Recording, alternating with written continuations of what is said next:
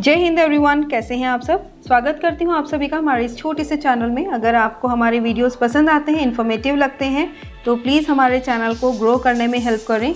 आज का जो मैं टॉपिक लेकर आई हूं वो है इंडिया के प्रेसिडेंट, भारत के राष्ट्रपति। आज हम उनके बारे में बहुत डिटेल में बात करने वाले हैं कि उनका चुनाव यानी इलेक्ट कैसे होते हैं, उनका वर्क टेन्योर क्या होता है, उनके काम क्या होते हैं, अधिकार क्या है, कर्तव्य क्या है, रिस्पॉन्सिबिलिटीज़, ड्यूटीज़, इन सब के बारे में आज हम बहुत डिटेल में बात करने वाले हैं। अगर आपको हमारा वीडियो पसंद आता है तो प्लीज़ हम लोगों को ग्रो करने में ज़रूर हेल्प करें। तो चलिए शुरुआत करते हैं आज के वीडियो की।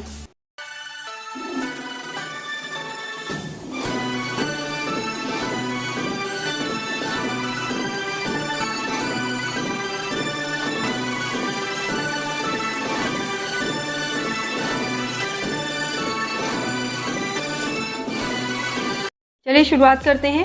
भारत के जो प्रेसिडेंट होते हैं, राष्ट्रपति होते हैं, वो भारत गणराज्य के कार्यपालक अध्यक्ष होते हैं, यानी कि executive president of the Republic of India.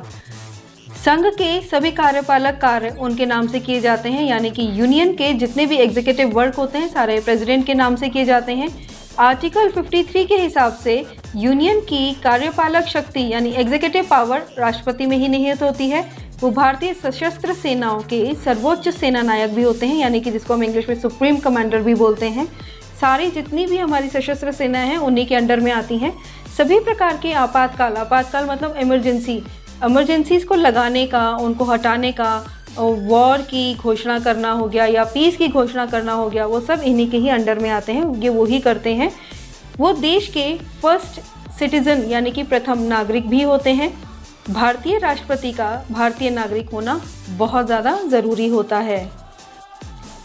राष्ट्रपति के पास इनफ पावर्स होती हैं, पर कुछ अपवादों एक्सेप्शंस के अलावा राष्ट्रपति के पद में जितनी भी अधिकांश पावर्स होती हैं या अधिकार होते हैं, एक्चुअली में वो प्रधानमंत्री की अध्यक्षता वाले मंत्रिपरिषद काउंसिल ऑफ मिनिस्टर्स के द्वारा यूज़ किए जा रहे होते हैं। भारत के राष्ट्रपति नई दिल्ली स्थित राष्ट्रपति भवन यानी कि प्रेसिडेंट्स हाउस, जिसे कि रायसीना हिल के नाम से भी जाना जाता है, वहाँ पर रहते हैं। राष्ट्रपति अधिकतम कितनी भी बार पद पर रह सकते हैं, इसकी कोई सीमा तय नहीं होती है। अब तक केवल पहले राष्ट्रपति डॉक्टर राजेंद्र प्रसाद ही ऐसे पर्सन थे जिन्होंने इस पद पर 2 बार अपना कार्यकाल पूरा किया है। अब अगर हम फीमेल प्रेसिडेंट्स की बात करें तो प्रतिभा पाटिल भारत की पहली फीमेल हैं जिन्होंने राष्ट्रपति पद को संभाला था।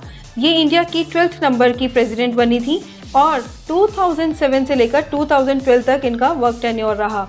इन्होंने 25 जुलाई 2007 को पद और गोपनीयता की शपथ ली थी। हाल फिलहाल जो है हमारे प्रेसिडेंट वो है रामनाथ कोविंद। ये भारत के 14th यानी 14वें राष्ट्रपति हैं। चलिए बात करते हैं हिस्ट्री की, यानी राष्ट्रपति पद का इतिहास के बारे में कि कब और कैसे राष्ट्रपति पद की शुरुआत हुई थी। बात होती है 15 अगस्त 1947 से।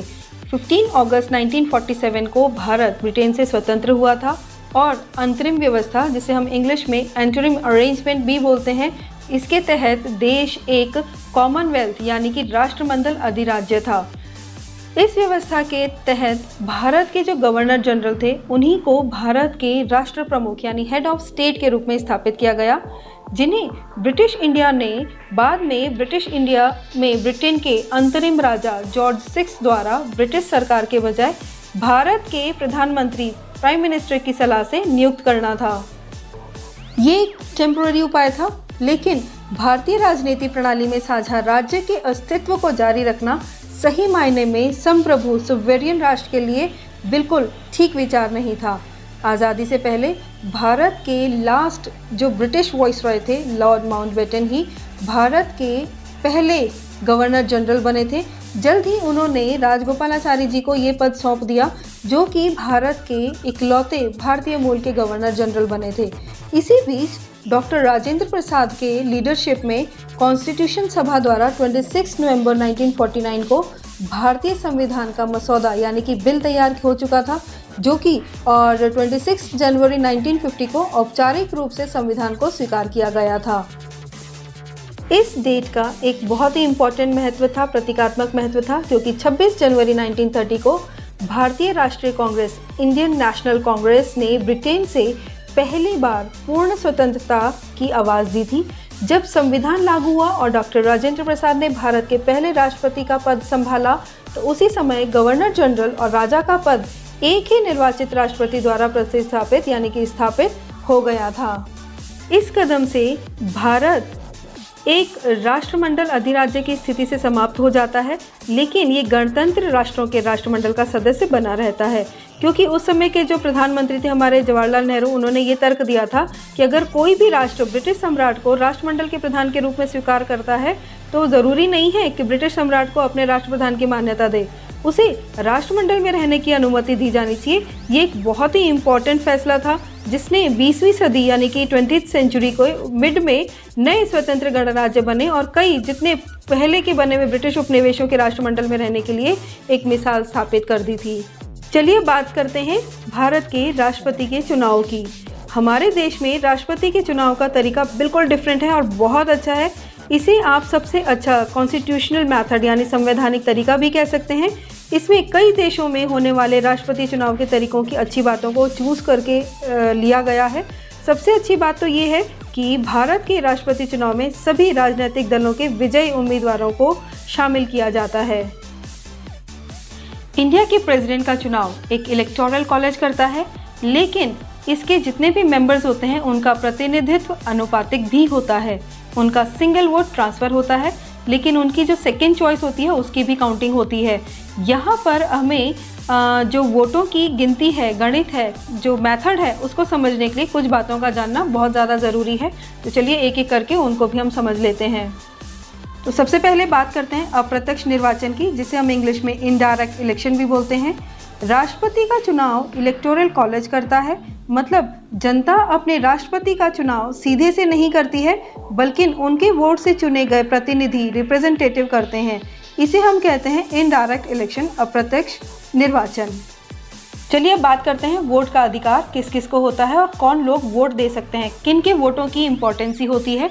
इसमें सभी प्रदेशों के विधानसभाओं के चुने हुए सदस्य और लोकसभा के सांसद वोट डालते हैं, लेकिन राष्ट्रपति द्वारा संसद में जिन लोगों का नाम दिया जाता है उन सदस्यों को वोट देने का और राज्यों की विधान परिषदों के जितने भी मेंबर्स होते हैं उन्हें वोट डालने का अधिकार नहीं होता है, क्योंकि वे जनता द्वारा डायरेक्ट चूज किए गए मेंबर्स नहीं होते हैं। वोट देने वाले को बैलेट पेपर दिया जाता है जिस पर वो अपनी पसंद के फर्स्ट, सेकंड और थर्ड कैंडिडेट का नाम सीक्वेंस वाइज लिखते हैं। अगर पहली पसंद वाले उम्मीदवार के वोटों से विजेता का फैसला नहीं हो सका तो उम्मीदवार के खाते में वोटर की दूसरी पसंद को नए सिंगल वोट की तरह ट्रांसफर किया जाता है। चलिए अब बात करते हैं विधायक के वोट की। विधायक के मामले में जिस राज्य का विधायक हो उसकी पॉपुलेशन यानी आबादी को देखा जाता है। इसके साथ साथ उस प्रदेश के विधानसभा सदस्यों की संख्या को भी ध्यान में रखा जाता है। अब बात करते हैं वेटेज निकालने के तरीके की। वेटेज निकालने के लिए प्रदेश की जनसंख्या, जो कोई भी प्रदेश है उसकी पॉपुलेशन को चुने गए विधायकों की संख्या में अलग अलग बांट दिया जाता है। इस तरह से जो भी नंबर मिलता है उसे फिर से 1000 से डिवाइड कर दिया जाता है। अब जो नंबर हाथ लगता है उसे ही उस राज्य के विधायक के वोट का वेटेज कहते हैं। 1000 से डिवाइड कर देने के बाद जो लास्ट 500 नंबर बचेगा उसे ही एक वेटेज में जोड़ दिया जाता है। अब बात करते हैं एमपी यानी मेंबर ऑफ पार्लियामेंट के वोट की, जिसको हम सांसद भी बोलते हैं। सांसदों के मतों के वेटेज का जो टेक्निक होती है वो बिल्कुल अलग होती है, जो मेथड है वो बिल्कुल डिफरेंट होता है। सबसे पहले सभी स्टेट्स के विधानसभाओं के चुने गए सदस्यों के वोटों का वेटेज जोड़ा जाता है। अब इस सामूहिक वेटेज का राज्यसभा और लोकसभा के चुने गए सदस्यों की टोटल जो नंबर्स होते हैं उससे डिवाइड कर दिया जाता है। इस तरह जो नंबर मिलता है वो एक सांसद के वोट का वेटेज कहलाता है। अगर इस तरह डिवाइड कर देने पर लास्ट में 0.5 से ज़्यादा वेटेज बचता है तो उसे हम एक वेटेज में इजाफा कर देते हैं, आगे जोड़ देते हैं। चलिए बात करते हैं कि कैसे होती है वोटों की गिनती। राष्ट्रपति चुनाव में सबसे ज़्यादा वोट हासिल करने से ही जीत तय नहीं होती है। इसमें महामहिम वही बनता है यानी प्रेसिडेंट वही बनेगा जो वोटरों यानी सांसदों और विधायकों के वोटों के कुल वेटेज से आधे से ज़्यादा का हिस्सा अपने नाम कर रहा हो, जिसको आधे से ज़्यादा हिस्सा हासिल हो रहा हो। यानी कि इस चुनाव में पहले से तय होता है कि जीतने वाले को कितने वोट या वेटेज पाना होगा। फिलहाल की अगर हम बात करें तो राष्ट्रपति चुनाव के लिए जो इलेक्टोरल कॉलेज है उसके सदस्यों के वोटों का कुल वेटेज 10,98,882 है। जीत के लिए राष्ट्रपति पद के उम्मीदवार को 5,49,442 वोट हासिल करने ज़रूरी होते हैं। जो उम्मीदवार, जो कैंडिडेट सबसे पहले ये कोटा हासिल कर लेता है वो चुन लिया जाता है। पहली पसंद का महत्व, बात करते हैं फर्स्ट चॉइस की इम्पोर्टेंसी की। सबसे पहले का मतलब समझने के लिए हम लोगों को वोट काउंटिंग में प्राथमिकता पर गौर करना होगा। जैसे कि आप सभी को पता है, सांसद या विधायक वोट देते वक्त बैलेट पेपर पर अपने चॉइस के लोगों को क्रमानुसार यानी सीक्वेंस वाइज लिखते हैं, यानी फर्स्ट, सेकंड और थर्ड। तो अपनी पसंद के उम्मीदवार को वो इस तरीके से बता देते हैं। सबसे पहले सभी मत पत्रों को यानी कि बैलेट पेपर्स पर दर्ज पहली जो इम्पोर्टेंसी जिसको दी जाती है उसके वोट को गिना जाता है। अगर इस पहली गिनती में ही कोई उम्मीदवार, जो कैंडिडेट होते हैं, वो जीत के लिए ज़रूरी वेटेज का कोटा हासिल कर लेते हैं तो उसकी जीत कंफर्म हो जाती है। लेकिन अगर ऐसा ना हो सका तो फिर प्राथमिकता के आधार पर वोट गिने जाते हैं।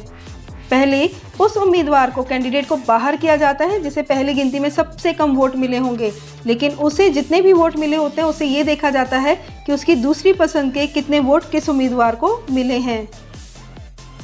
चलिए अब बात करते हैं कि कैसे होते हैं कोई भी कैंडिडेट बाहर। दूसरी जो इम्पोर्टेंसी होती है, वरीयता के वोट ट्रांसफ़र होने के बाद सबसे कम वोट वाले कैंडिडेट को बाहर करने की नौबत आने पर अगर दो कैंडिडेट को सबसे कम वोट मिले हों तो बाहर उसे किया जाता है जिसके पहली प्राथमिकता वाले वोट कम हों। चलिए अब बात करते हैं कौन बना रहता है इस दौड़ में और किसकी जीत मानी जाती है।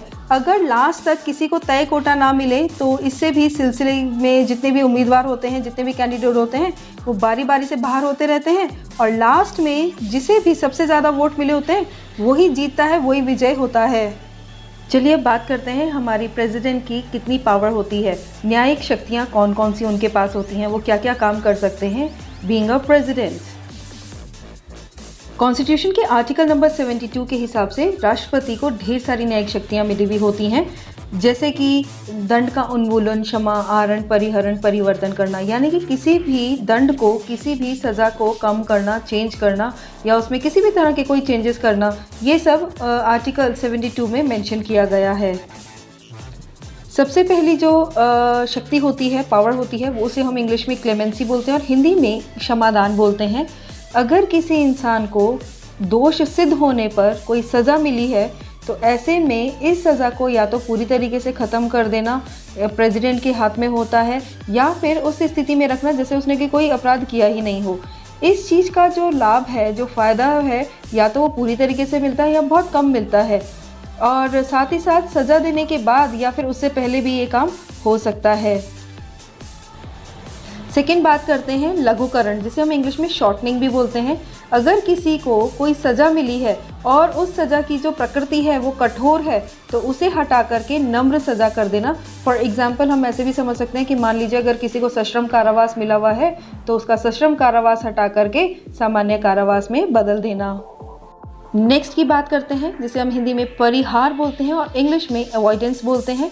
इसमें क्या होता है कि जो दंड की अवधि होती है वो घटा दी जाती है, यानी अगर किसी को 20 साल की सज़ा मिली है तो प्रेसिडेंट के ऊपर डिपेंड करता है कि वो उसको कितना कम कर देते हैं, लेकिन इसमें टाइमिंग तो कम कर दी जाती है, लेकिन जो सज़ा की प्रकृति होती है, मान लीजिए उसे सश्रम कारावास मिला है तो वो एज इट इज़ रहेगा, वो बदला नहीं जाएगा।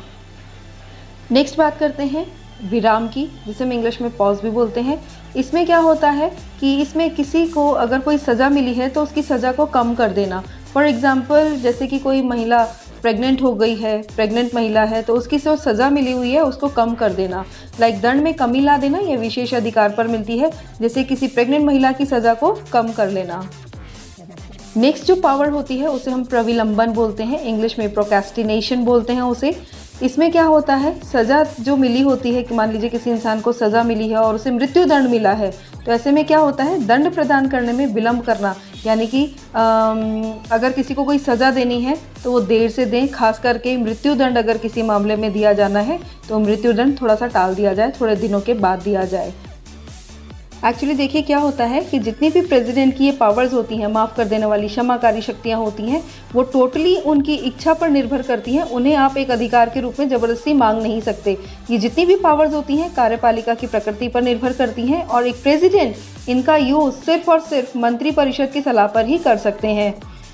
कोर्ट में इनको चुनौती आप दे सकते हैं, लेकिन इनका लक्ष्य क्या होता है कि मान लीजिए दंड देने में अगर कोर्ट से कोई भूल हो गई है तो उसको ख़त्म करने के लिए या उसको चेंज करने के लिए इनका यूज़ कर सकते हैं। इसके अलावा हमारे प्रेसिडेंट के पास वीटो पावर भी होती है। वीटो पावर से रिलेटेड वीडियो मैं बहुत जल्दी एक अपलोड करके आपको दे दूँगी ताकि आपको बहुत डिटेल में इसके बारे में बताया जा सके। हमारे प्रेसिडेंट के पास इसके अलावा राष्ट्रपति की संसदीय शक्ति भी होती है, यानी कि प्रेसिडेंट की पार्लियामेंट्री पावर्स भी होती हैं। जो प्रेसिडेंट होते हैं वो पार्लियामेंट के एक मेन हेड होते हैं। कोई भी बिल इनकी स्वीकृति, इनकी परमिशन के बिना पास नहीं हो सकता और ना ही इस बिल को सदन में लाया जा सकता है। इसके अलावा प्रेसिडेंट के पास कुछ डिस्क्रेशनरी पावर्स भी होती हैं, जिन्हें हम हिंदी में राष्ट्रपति की विवेकाधीन शक्तियां भी बोलते हैं। आर्टिकल 74 या आर्टिकल 78 के हिसाब से जो प्राइम मिनिस्टर होते हैं उन्हें राष्ट्रपति को टाइम टाइम पर मिलकर के स्टेट के बारे में और विधायकों के बारे में बहुत सारी डिटेल्स देनी होती हैं, सूचनाएं देनी होती हैं। इस आर्टिकल के हिसाब से राष्ट्रपति को सूचना प्राप्ति का अधिकार भी होता है और प्रधानमंत्री क्योंकि एक संवैधानिक उत्तरदायित्व रखते हैं तो इस उत्तरदायित्व का जो राष्ट्रपति हैं कभी भी यूज़ कर सकते हैं। अब अगर हम बात करें कि प्राइम मिनिस्टर के चुनाव के बारे में, तो जब कोई भी पॉलिटिकल पार्टी लोकसभा में बहुमत से जीत नहीं पा रही होती है तो प्रेसिडेंट को अधिकार होता है कि वो अपने विवेकानुसार प्रधानमंत्री की नियुक्ति कर सकते हैं। प्रेसिडेंट के पास पावर होती है कि वो पार्लियामेंट के दोनों ही सदनों को किसी भी टाइम सिटिंग के लिए बुला सकते हैं। तो चलिए अब समाप्त करते हैं आज का वीडियो। उम्मीद करती हूँ कि मैंने बहुत अच्छे से समझाया होगा आपको। आपके जितने भी डाउट्स रहते हैं, जैसे कई स्टूडेंट्स के डाउट होते हैं, तो मैंने बहुत सारी चीज़ों को एक ही वीडियो में डाल करके आप लोगों को समझाने की कोशिश करी है। उम्मीद है आप लोगों को अच्छे से समझ में आया होगा। प्लीज़ कमेंट सेक्शन में जाकर के ज़रूर बताइएगा कि आपको वीडियो कैसा लगा और इसी से रिलेटेड और भी बहुत सारे वीडियोज़ लेकर के आती रहूँगी आपको, ताकि डिटेल में इन्फॉर्मेशन मिलती रहे। तो मिलती हूँ नए वीडियो में, तब तक आप लोग घर में रहें, ढेर सारी पढ़ाई करें और अपना ध्यान रखें। जय हिंद।